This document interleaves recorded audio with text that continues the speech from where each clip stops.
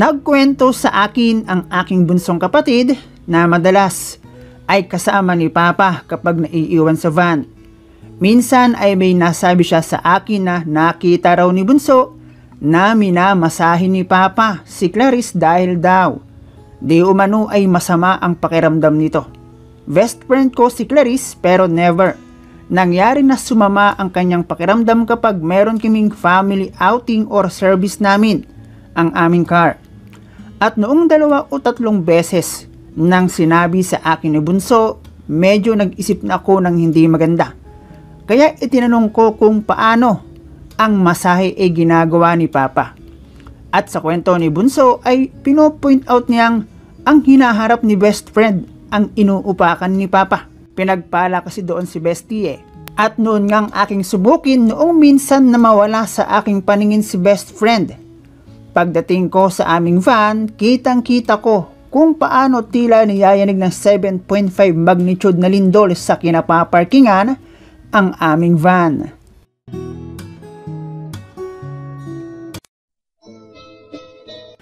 Hello guys and welcome dito sa Kasgul TV. At syempre, kung ikaw ay bago dito sa aking channel at trip mo ang ganitong klase ng kwento, palike and subscribe naman dyan.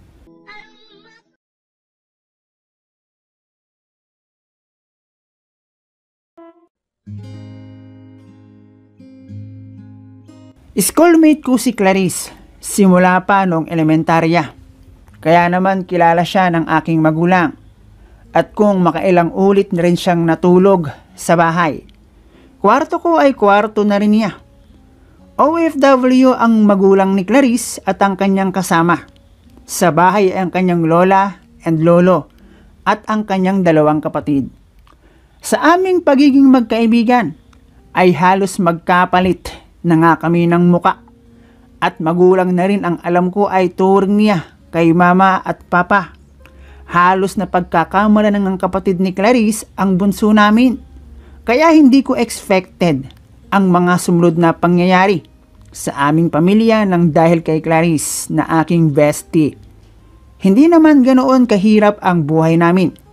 Normal lang din na tulad ng marami dito sa atin sa Pinas. Empleyado si mama at si papa naman ay isang simpleng driver. Meron kaming van na ginagamit ni Papa pang pasada. Pero madalas, siyang maarkila at isa na ang aming school sa suki ng Papa ko. Dahil may trabaho si Mama at ako naman ay nasa school, madalas kasama ni Papa si bunso mapapasada or arkila ang aming van. At dito na nga nagsimula ang kwento ng aking bunsong kapatid na si Ate Clarice di umano, masahi Papa, sama daw pakiramdam. Hindi ko yun iniintindi dahil hindi ko nga nakitang nakipagkwentuhan si Clarice kay Papa. Nag-uusap pero kapag nandoon lang din naman ako kaya wala akong iniisip na may katotohanan ng sinasabi ni bunso at sinasabi ko pa nga na, huwag kang ganyan, masama yan. Malay ko ba kung wala lang siyang masabi? Tsaka bakit naman gagawa si Papa ng ganon kasama niya si bunso at bata iyon?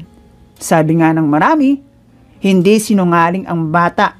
At that time, merong boyfriend si Bestie na higher year sa amin. 3rd year high school kasi kami at 4th year high school ang boyfriend ni Bestie. Ako naman ay wala pa sa trip mag-boyfriend. Wala lang dahil ayoko eh.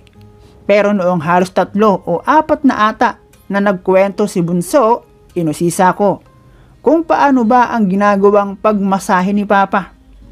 Naisip ko kasi ang akin ding sinabi kani-kanina lang na hindi sinungaling ang bata.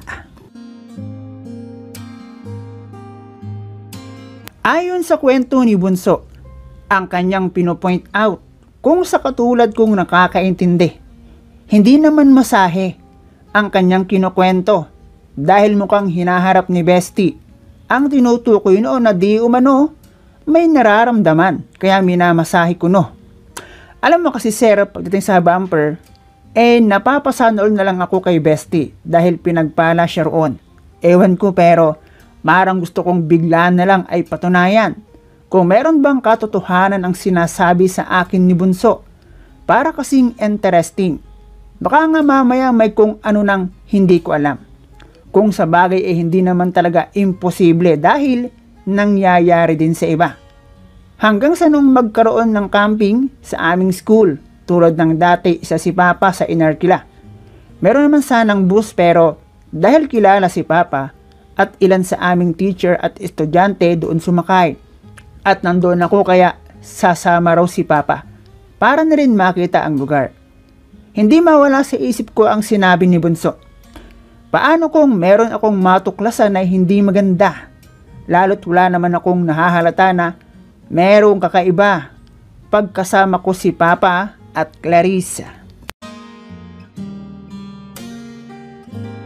Hanggang sa noong gabi, habang kami ay nasa camping at mawala sa aking paningin si Clarice, pinuntahan ko kung saan nakaparking ang mga sasakyan na aming service. Pero hindi ko roon nakita ang aming van. Naglakad-lakad ako mula sa parking hanggang sa mapansin ko. Di kalayuan ang aming van na bahagyang naaabot pa ng liwanag ng streetlight. Gabi na noon at tulugan na ang lahat at apat kami sa tent. At noong magising ako, wala si Bestie. Walang ilaw sa aming van kaya hindi ko alam kung nandoon si Papa at natutulog. Pero habang papalapit ako sa van, napansin kong tila niyuyugyug iyon. At parang napapadaan sa isang grabing lubak na kalsada. Napatigil ako sa paglakad. Naisip ko ang kwento ni Bunso.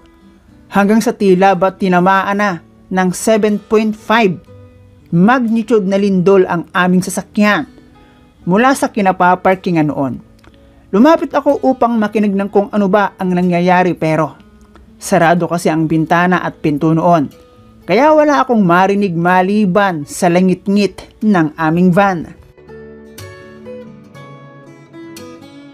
Hindi ako umalis hanggang sa katulad ng patak ng tubig sa gripo. Katulad ng malakas na hangin at unos. Dahan-dahang kumalma sa pagyanig ang aming van. At sa pagbukas ng pinto, tama nga ang kwento ni Bunso. Clarice, Papa, anong ginagawa nyo? Kaya pala nagkukwento sa akin si Bunso ng kung ano-ano. May ginagawa pala talaga kayong milagro. At ang dalawa naman ay walang imik. Clarice, ano to? Hindi ako makapaniwala. Bakit Papa ko pa? May boyfriend ka. Ang daming lalaki dyan. Masisira ang pamilya namin nito pag nalaman ito ni Mama. Ang laki pa naman ng tiwala ko sa iyo at malaman-laman ko ganito ang gagawin mo. Umalis ako at iniwan ko ang pawis na Clarice at si Papa. Hindi ko alam kung makikialam ako dahil bestie ko ang sangkot doon. At sigurado gulo kapag nalaman iyon ni Mama. Nagsama pala ako ng ahas sa bahay. At noong sandaling iyon, hindi ko kailangan ng paliwanag nila.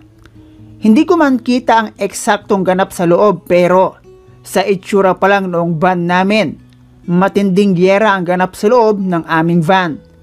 At sigurado akong 100% matagal na ang kabulustugan ni Bestie at ni Papa.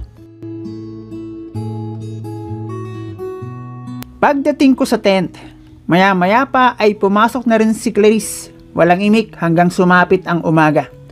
Hanggang dumating ang puntong kailangan na naming bumalik sa school. Nakauwi ako ng bahay na ni alinman kay Papa at Clarice. Walang kumausap sa akin. Tila ba alam ni Papa na hindi ako magsusumbong kay Mama. Nimal talaga tong si Bestie. Pati Papa ko pinatikim ng special na sinanduming. Mula noon, hindi na nagpunta sa bahay si Clarice. At maging sa school, hindi niya ako kinakausap. Hanggang tuluyan nang hindi ko nakita si Bestie sa school. At lumipas ang ilang araw, sumugod ang pamilya ni Bestie sa aming bahay at galit na hinahanap si Papa. Juntis na pala si Bestie, naloko na. Hindi ko lang sinabi kay Papa na hindi ko na nga sinabi kay Mama para hindi lumala. Siya naman iyong hindi nagdala ng sitwasyon. Naisip ko lang din, paano na? Pamilyadong tao si Papa tapos minor de edad si Bestie. At ang sitwasyon na iyon ay kamuntikan ng magdala kay Papa sa kulungan. at kamuntikan na ring sumira ng aming pamilya. Nagkasundo ang magulang ni Bestie at si Papa na huwag siyang ipakulong. Paano siya makapagsustento lalo't nagdadalang tao si Bestie? At si Mama naman galit syempre.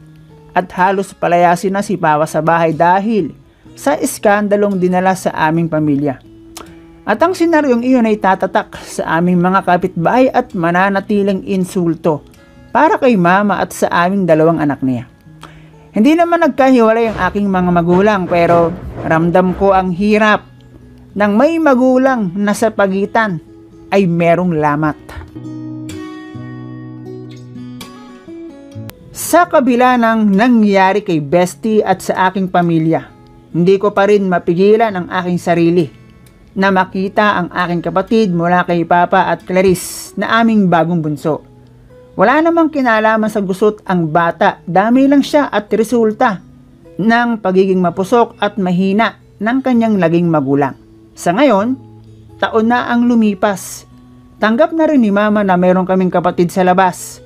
At kung paano nagkagustuhan si Papa at Clarice, meron kasing asma si Clarice na nataong noon raw isang beses na atakihin si Bestie ay nasa sasakyan siya at si Papa ang nag-asikaso sa kanya. Whew! Hindi nakakatuwa lalo kung merong mawawasak. Pero nangyari na at kailangan talagang tanggapin para sa ikapagpapatawad ng bawat isa. Tayo ay tao at alam nating pare-pareho na nagkakamali. Pero ang tanong, kailangan bang abusuhin natin iyon? Lalo pat sa kabila noon, maybe 80%. Alam naman natin kung ano ang magiging resulta. 'Di ba?